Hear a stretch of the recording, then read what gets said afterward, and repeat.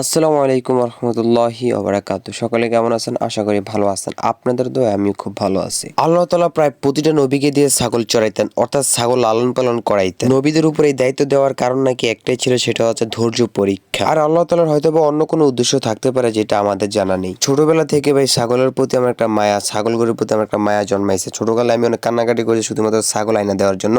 ছোটবেলায় আমি অনেক ছাগল লালন পালন করছি। তো বড় হয়ে হঠাৎ আমার একটা ব্যবসার কথা মাথায় আসলো, সেটা হলো ছাগলের ব্যবসা। সেটা আমার কি জন্য মাথায় আসলে, আমি যখন ফার্ম দেই, ফার্মের পাশাপাশি যদি আমি কয়েকটা ছাগলও পালি, আমার মনে হয় খারাপ হবে না, ভালো হবে। আর আমাদের নবীজি নাকি যুবকদেরকে ছাগল লালন পালন করার জন্য অথবা ব্যবসা করার জন্য উৎসাহ করছে বেশ। তো যেমন চিন্তা তেমনই কাজ, একটা ছাগল কিনে ফেললাম, সেটা খাসি একটা ছাগল কিনছি। আর সামনে হচ্ছে কোরবানি ঈদ, ভাবলাম যদি আমি না পারি তাহলে কোরবানি ঈদ এটা বিক্রি করে ফেলবো।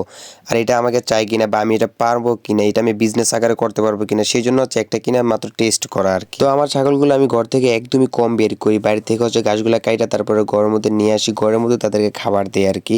আমাদের যে এরিয়া আছে ওই এরিয়ার মধ্যে রাখি, তাদেরকে বাইরে বের করি না বেশি একটা। তো এখন আমার কাছে টোটাল 3টা ছাগল আছে, একটা আমার, 2টা হচ্ছে আম্মুর। তো আমি মনে হয় যে পারবো, তবে সব কিছুর কষ্ট আছে, আসলে সব ব্যবসার মধ্যে কষ্ট আছে, কষ্ট না করলে আপনি এটা ফল পাবেন না।